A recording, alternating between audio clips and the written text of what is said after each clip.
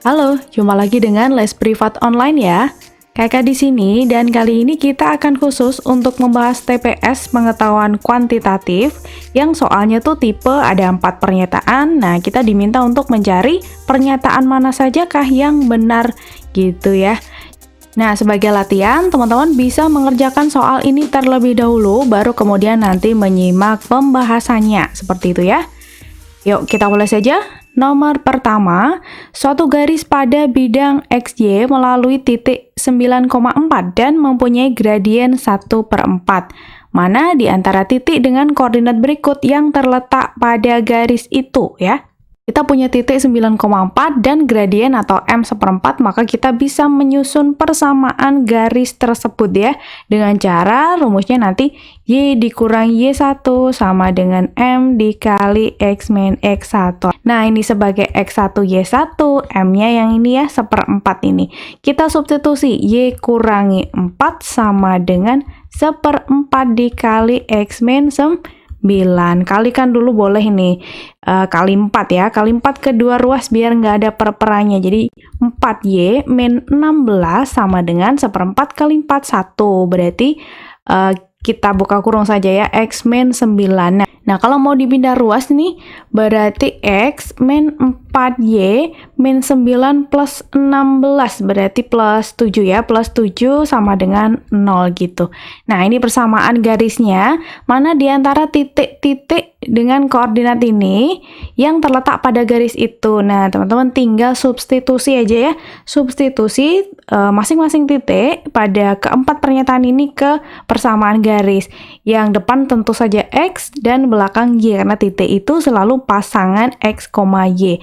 Oke, berarti untuk yang pernyataan pertama, X min 4Y berarti 1 dikurangi 4 kali 2 ditambah 7. Apakah nanti nilainya sama dengan 0? Kalau nilainya sama dengan 0 berarti betul titik 1,2 ini terletak pada garis X min 4Y plus 7 sama dengan 0. Seperti itu ya cara ceknya ya. 1, kita tambahkan dulu dengan 7, coba yang positif dengan positif kan 8 ya. 8 min 4 kali 2 itu min 8. Nah, 8 kurangi 8. 0, berarti benar pernyataan pertama ini dia terletak pada garis. Lanjut cek ke pernyataan yang kedua, 5,3 berarti 5 kurangi 4 kali 3 ditambah 7. 5 tambah 7, 12. 12 kurangi 12, 0 lagi, boleh. Berarti kalau 1 dan 2 sudah betul, artinya abaikan opsi yang B, C, D, sama ini. Otomatis jawabannya yang A ya teman-teman ya. Biar lebih yakin lagi, bolehlah si titik yang ketiga ini kita substitusikan juga ya, biar mantep gitu. Jadi min 3 min 4 kali 1 tambah 7. Min 3 min 4 min 7 nih, min 7 plus 7 0. Oke, terbukti ya. Betul, jawaban kita A. Lanjut lagi. Nah, nomor 2 ini masih persamaan garis ya. Suatu garis pada bidang XY melalui 3,1 dan mempunyai gradien 1/3. Mana yang terletak pada garis tersebut? Wah, ternyata nomor 2 ini caranya sama dengan nomor 1 karena diketahui titik dan punya gradien. Teman-teman susun dulu persamaan garisnya ya, kayak tadi ya dengan rumus Y kurang Y1 sama dengan M sekali X min X1. Nah, kalau sudah ketemu nih, teman-teman tinggal cek aja si titik-titik min 3,0 dan selanjutnya ke garis ini yang ruas kiri sama dengan ruas kanan, berarti memang titik tersebut terletak pada garis. Bisa ya? Nah, nanti teman-teman coba tulis di kolom komentar jawaban nomor 2 ini apa atau yang mana gitu. Yuk, next lagi aja berarti ya. Nomor 3, manakah yang mungkin dari panjang sisi-sisi sebuah segitiga? Nah, teman-teman ingat dulu konsep atau syarat-syarat dari bangun datar berupa segitiga. Ini, misalkan ya, yang terpanjang itu sisi A, kemudian sisi lainnya misalkan B dan C, tapi terpanjangnya nih A nih ceritanya. Nanti harus berlaku seperti ini, B plus C ya, jadi jumlah dua sisi terpendek ya, harus lebih dari sisi terpanjangnya. Itu ya syarat terjadinya sebuah segitiga, harus begitu. Berarti Mana yang mungkin menjadi panjang sisi sebuah segitiga, kita tinggal lihat yang terpanjang dan dua sisi yang lain nanti kita jumlah. Harus memenuhi ini ya. Yang terpanjang di sini 13. Nah, berarti 9 ditambah 10 dulu. 9 ditambah 10. Hasilnya kan ini 19 ya. Nah, 19 nilainya lebih dari sisi yang terpanjang yang 13. Memenuhi ini dong berarti B plus C lebih dari A. Jumlah dua sisi terpendek lebih dari sisi terpanjang. Berarti pernyataan 1 ini bernilai benar. Oke, untuk pernyataan kedua, 4 ditambah 7 itu hasilnya 11. Kita bandingkan dengan sisi terpanjang yaitu 11. Nah, kalau yang ini tandanya sama dengan ya, bukan lebih dari sesuai syarat sebuah segitiga tadi. Berarti panjang sisi-sisi pada pernyataan kedua ini nanti tidak bisa membentuk sebuah segitiga gitu ya. Nah, 1 sudah benar nih. Kalau 1 sudah benar, kemudian 2 salah, harusnya jawabannya yang B. Harusnya ya. Kita lanjutkan deh, biar nggak penasaran ya. Sekarang 6 tambah 7 dulu, 13. 13 itu nilainya lebih dari 8 atau sisi terpanjangnya dan dia berarti memenuhi panjang sisi sebuah segitiga. Oke, berarti tepat ya 1 dan 3 saja yang benar. Oke, kita lanjut nomor 4. Ini topiknya tentang bilangan. Bilangan prima P dan Q berbeda dan lebih kecil daripada 12. Jika selisih antara P dan Q tidak habis dibagi 4, maka nilai P plus Q yang mungkin adalah titik-titik. Ini, P dan Q ini dua bilangan yang berbeda ya, tapi nilainya lebih kecil daripada 12 dan bilangan prima. Bilangan prima itu apa tuh? Bilangan yang hanya bisa dibagi dirinya sendiri dan angka 1 ya. Jadi si P dan Q ini kemungkinannya nanti 2, 3, 5, atau 7, berapa lagi? 11 ya, ada 5 kemungkinan. Nah, diketahui selisih antara P dan Q tidak habis dibagi 4. Oke, sekarang maka nilai P plus Q yang mungkin adalah berapa? Kita daftar aja kemungkinannya nih. Kita mulai dari kemungkinan yang 2 dan berapa ya? 3 misalkan ya. 2 dan 3 ini benar selisihnya tidak habis dibagi 4, jumlahnya 5, tapi tidak ada di opsi ya. Oke, kita lanjut lagi ke cek berikutnya. 2 dan 5 bagaimana? 2 dan 5. 2 dan 5 ini selisihnya 3, tidak habis dibagi 4, betul. Dan jumlahnya adalah 7. Oke, nah dari sini ya. Jumlah 7 berarti mungkin nih yang pernyataan pertama ya. Kita lanjut lagi. 2 dengan 7 bagaimana? 2 dan 7 itu selisihnya 6. Kok 6? 5 ya. 2 dan 7 itu selisihnya 5 dan selisihnya tidak habis dibagi 4, betul. Jumlahnya 9. Ya, ada di sini. Nah, 1, 3 udah bener nih, tapi jangan lupa cek yang 2 ya. 8 itu bisa kita susun dari berapa tambah berapa? Yuk, coba 3 dan 5 ya, kita cek. 3 dan 5, selisihnya 2, dan 2 ini tidak habis dibagi 4, betul, dan kalau dijumlah 8, baik. Kalau yang 10, karena ada opsi yang E ya, semua pilihan benar. 10 itu kita dapat dari 3 dan 7. 3 dan 7. Selisihnya tapi ini 4 nih ya. 3 dan 7 itu selisihnya 4, dan 4 itu habis dibagi 4, jelas ya, berarti ini tidak memenuhi. Jadi yang 10 ini bukan pernyataan yang benar, maka nanti kita pilih opsi yang A, 1, 2, 3 saja yang benar. Seperti itu teman-teman ya. Oke, kita lanjut nomor 5, masih tentang bilangan. Diketahui A dan B adalah bilangan ganjil kurang dari 10. Jika A dibagi B merupakan bilangan prima, maka A plus B yang paling mungkin adalah titik-titik. Kita daftar dulu aja. Bilangan ganjil ya, kurang dari 10. Jadi kemungkinannya kan 1, 3, 5, 7, 9 ya. Kemudian A bagi B ini bilangan prima. Bilangan prima sendiri yang mungkin itu kan 2, 3, 5, 7. Tapi bilangan prima ini harus terbentuk dari pembagian A dengan B. Kita daftar satu-satu ya. 2 itu kemungkinannya berapa dibagi berapa nih. Nah, tapi karena ini bilangan ganjil, semuanya bilangan ganjil, Ketika dibagi, ganjil dibagi ganjil, hasilnya pasti ganjil, sedangkan 2 adalah bilangan genap. Jadi tidak ada ya yang pembagian dari angka-angka 1, 3, 5, 7, 9 ini yang hasilnya bilangan 2. Oke, kita lanjut ke kemungkinan yang bilangan 3. 3 itu bisa nih kita dapat dari 3 dibagi 1, ya kan? 3 dibagi 1. Yang diminta A plus B ya. Coba kita jumlah. 3 tambah 1, 4 ya. 3 tambah 1, 4 jadi 4 kemungkinan jawaban nih yang pernyataan pertama ya.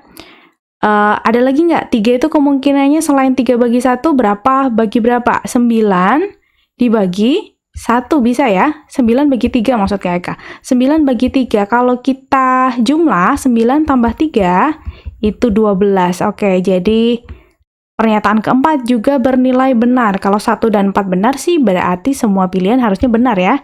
Oke, kita lanjutkan aja semuanya. Untuk yang bilangan 5 sekarang.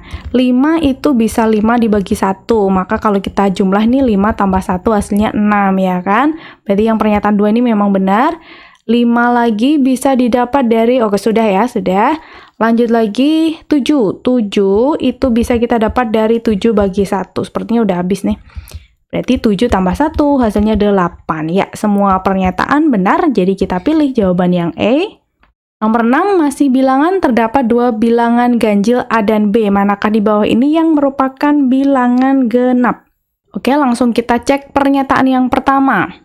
A tadi bilangan ganjil, B juga bilangan ganjil ya. A dikali B bilangan ganjil dikali bilangan ganjil. Ditambah A, ditambah bilangan ganjil lagi, ditambah 4. 4 itu bilangan genap ya. Ganjil dikali ganjil itu hasilnya pasti bilangan ganjil. Contohnya misalkan 3 kali 5 ya. Berarti ditambah ganjil, ditambah 4 berarti bilangan genap. Ganjil ditambah ganjil, ketemu bilangan genap. Genap ditambah genap, hasilnya adalah bilangan genap gitu, paham ya? Oke, berarti ini yang pernyataan pertama benar. Kita cek sekarang pernyataan yang kedua. 3A kuadrat berarti 3 dikali bilangan ganjil dikuadratkan ya. Bilangan ganjil dikuadratkan ditambah 5 kali bilangan ganjil. Bilangan ganjil kalau kita kuadratkan juga masih ganjil. Jadi 3 kali bilangan ganjil ditambah 5 kali bilangan ganjil. 3 kali bilangan ganjil hasilnya masih ganjil. 5 dikali bilangan ganjil hasilnya juga pasti ganjil. Nah, kalau dijumlahkan ganjil dan ganjil menjadi genap. Ya, berarti pernyataan kedua bernilai benar. Pernyataan ketiga sekarang. A kuadrat berarti ganjil, kita kuadratkan. Kemudian ditambah 3 kali bilangan ganjil. Bilangan ganjil dikuadratkan hasilnya ganjil. 3 kali bilangan ganjil, hasilnya bilangan ganjil lagi. Nah, 2 bilangan ganjil kita jumlahkan, hasilnya pasti genap. Jadi, genap. Yang pernyataan ketiga juga benar. Kita cek satu lagi. A kali B. Ganjil dikali ganjil. Ditambah 2 kali bilangan ganjil. Ganjil dikali ganjil hasilnya ganjil. 2 kali bilangan ganjil hasilnya genap. Nah, kalau kita jumlah ganjil tambah genap itu pasti bilangan ganjil. Jadi yang pernyataan keempat salah ya. Hanya 1, 2, 3 saja yang benar. Jadi kita pilih opsi yang A.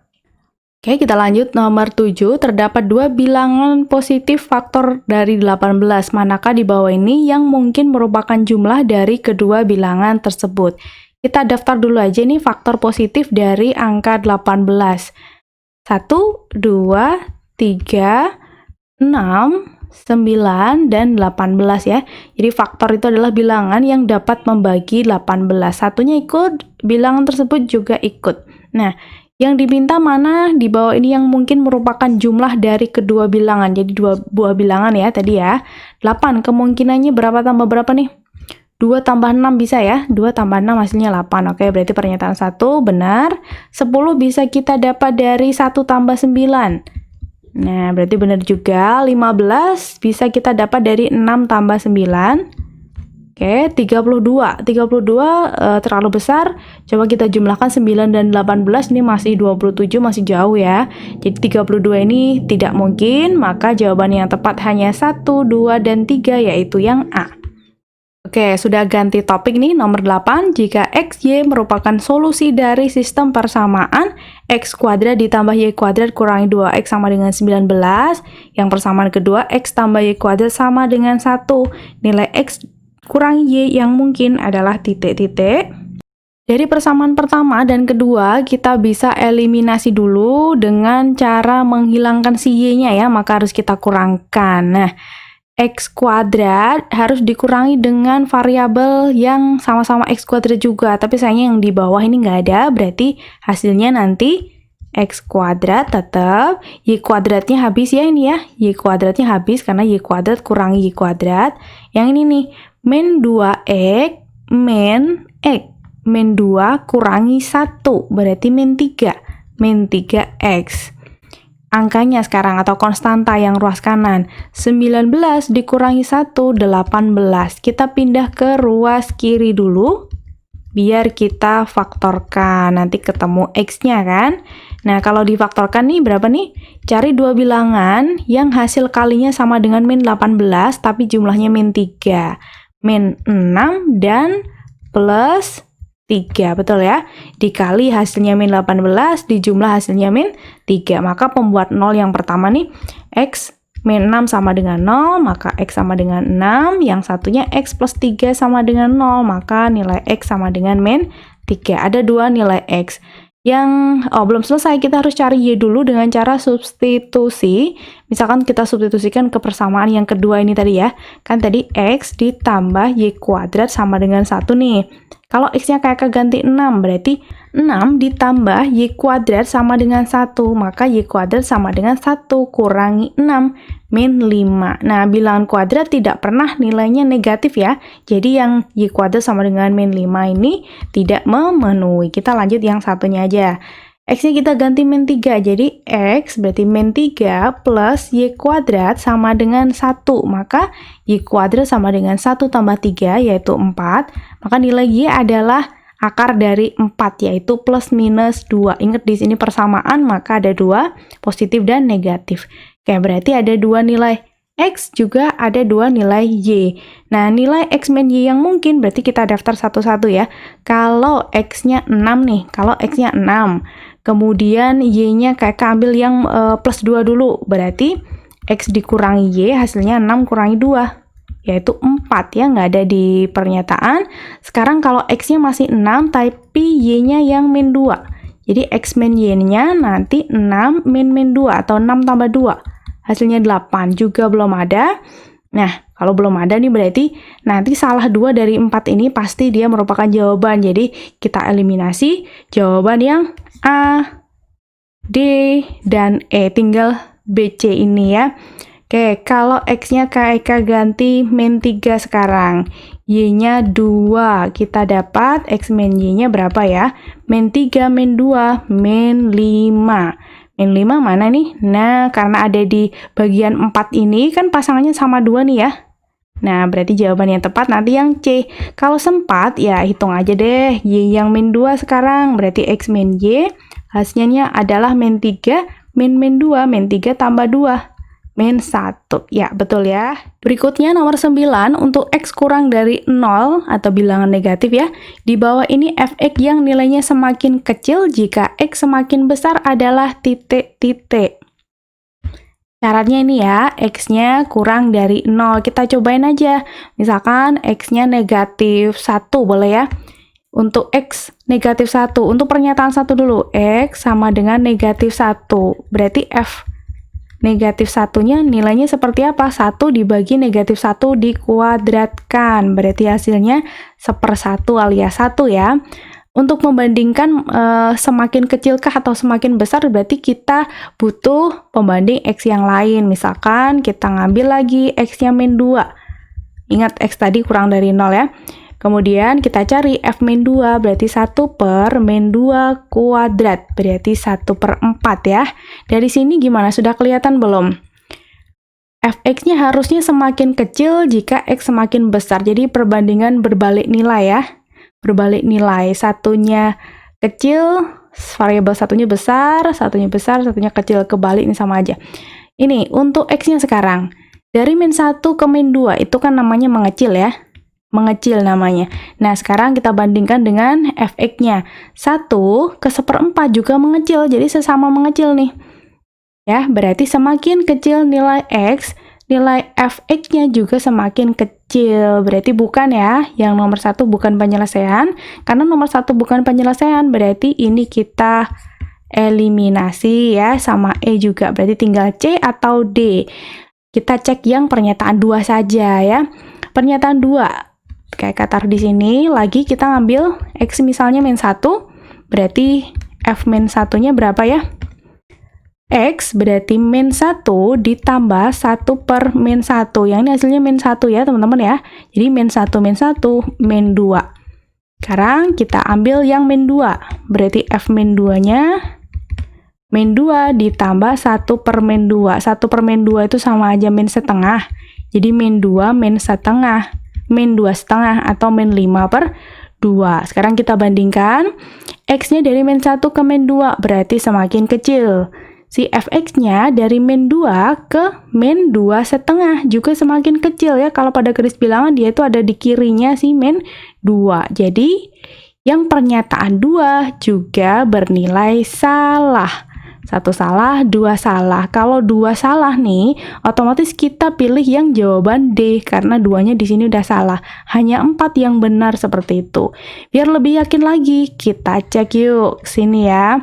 Sekarang kalau X-nya min 1, berarti F min 1-nya akar 1 min 1, 1 tambah 1, akar 2. Kalau X-nya min 2, berarti F min 2-nya akar 1 tambah 2, akar 3. Akar 2 dengan akar 3 itu lebih besar akar 3 ya. Oke, ini nilai X-nya dari min 1 ke min 2 semakin kecil. Sedangkan nilai fx-nya dari akar 2 ke akar 3 semakin besar. Nah, ini sesuai dengan yang ditanyakan soal tadi. Jadi hanya pernyataan 4. Begitu ya teman-teman ya. Nah, sekarang kita coba yang nomor 10 yang berbahasa Inggris. It is known that a plus 3 square equal to 25 and b plus 5 square equal to 64. The correct statement is ... Nah, jadi diketahui di sini a plus 3 kuadrat sama dengan 25. Ini kalau mau nyari a plus 3 saja berarti 25-nya harus diakar ya. Tapi jangan lupa plus minus. Plus minus akar 25 berarti plus minus 5. Jadi nanti bakal ada dua nilai A. A-nya bisa min 3 plus minus 5 ya. Berarti bisa nih A-nya min 3 plus 5. A2-nya min 3 min 5, misalkan seperti itu. Yang B juga sama, B plus 5 kuadrat diketahui sama dengan 64. Maka nilai B plus 5 saja adalah plus minus 8. B sama dengan min 5 plus minus 8 ya, plus minus 8.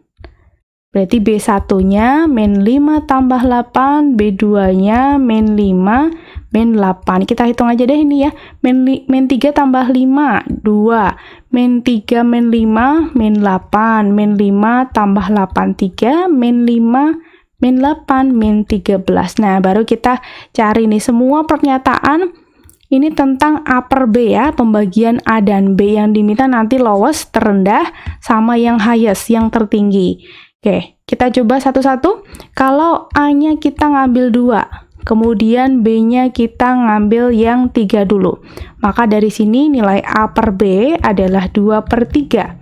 Sekarang kalau A-nya masih 2, tapi B-nya yang kita pakai B2 min 13, maka nilai A per B-nya min 2 per 13. Ini jelas lebih kecil ya. Sekarang kalau A-nya yang min 8, B-nya kita pakai B1 dulu yang 3. A per B-nya berarti min 8 per 3. Lalu untuk A yang sama masih min 8, B-nya kita ambil yang B2, min 13, nilai A per B-nya menjadi positif ya, negatif dibagi negatif hasilnya positif. 8 per 13. Nah, kita bandingkan sekarang.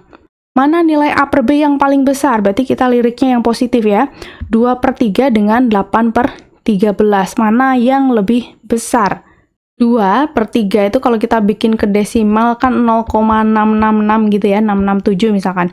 Kalau 8/13 itu 0,6, tapi nggak nyampe 6761 sekian. Nah, berarti dari sini nilai terbesarnya adalah yang 2/3. Ini yang nilai max-nya ya. Nilai max-nya 2/3. Coba kita cek dulu highest value. Nah, ini nih. Nah, karena yang diminta highest dan lowest, pasti nanti cuma ada dua jawaban. Jadi, A, D, sama ini jelas salah. Karena 3 sudah betul, berarti pasangannya harus 1 sesuai dengan opsinya ya. Ya, seperti itu. Kalau mau cek lagi, boleh nih yang terendah, berarti yang bandingkan antara min 2/3 dengan min 8/3. Jelas yang min 8/3 karena dia sudah 2 koma kan, negatif 2 koma ini nggak nyampe 1, jadi dia lebih kecil daripada yang min 2/13, jadi memang betul jawaban yang tepat adalah yang B, 1 dan 3 saja yang benar. Oke, seperti itu tadi teman-teman pembahasan soal pengetahuan kuantitatif yang ada 4 pernyataan dan kita diminta untuk memilih mana pernyataan yang benar beserta trik-triknya. Bisa ya? Nah, kalau teman-teman ada pertanyaan, silakan di komen di kolom komentar. Jangan lupa untuk like, subscribe, dan juga share juga ke teman-teman kalian ya. Oke, sampai jumpa lagi.